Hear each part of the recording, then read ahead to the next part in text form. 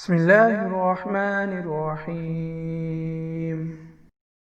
نبی کریم صلی اللہ علیہ وسلم نے فرمایا، جو دنیا سے محبت کرتا ہے وہ آخرت کو نقصان پہنچاتا ہے، اور جو آخرت سے محبت کرتا ہے وہ دنیا کو نقصان پہنچاتا ہے، لہذا تم باقی رہنے والی آخرت کو فنا ہونے والی دنیا پر ترجیح دو۔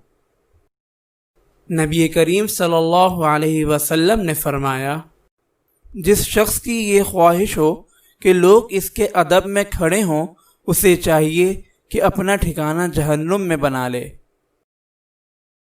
نبی کریم صلی اللہ علیہ وسلم نے فرمایا، جو شخص اپنے والد کی وفات کے بعد ان کے ساتھ صلہ رحمی کرنا چاہتا ہو، اسے چاہیے کہ اپنے باپ کے بھائیوں سے صلہ رحمی کرے۔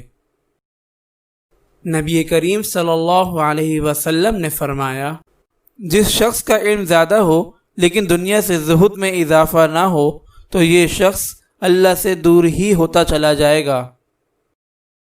نبی کریم صلی اللہ علیہ وسلم نے فرمایا، جس نے کسی مریض کو اس کی پسندیدہ چیز کھلائی، اللہ تعالیٰ اسے جنت کے پھل کھلائیں گے۔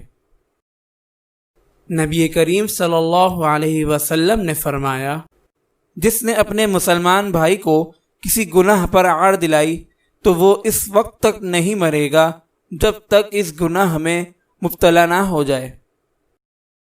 نبی کریم صلی اللہ علیہ وسلم نے فرمایا، جو کثرت سے استغفار پڑھے گا، اللہ تعالیٰ اس کے لیے پریشانی میں سے سہولت اور ہر تنگی میں کشادگی نکالے گا، اور اسے وہاں سے رزق عطا فرمائے گا جہاں سے اسے گمان بھی نہ ہوگا۔ نبی کریم صلی اللہ علیہ وسلم نے فرمایا، آدمی کے اسلام کی خوبی یہ ہے کہ وہ غیر ضروری کاموں کو چھوڑ دے۔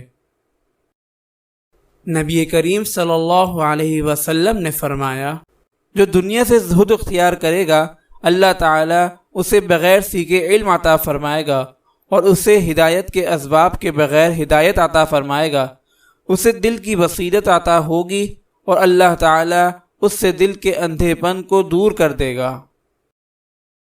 نبی کریم صلی اللہ علیہ وسلم نے فرمایا، جس آدمی کی یہ خواہش ہو کہ وہ سب سے قوی آدمی بن جائے، اسے چاہیے کہ اللہ تعالیٰ پر بھروسہ کرے۔ اگر آپ اس صدقہ جاریہ میں شامل ہونا چاہتے ہیں تو چینل کو سبسکرائب کریں اور لائک اور شیئر کرنا نہ بھولیں۔ جزاک اللہ خیرا۔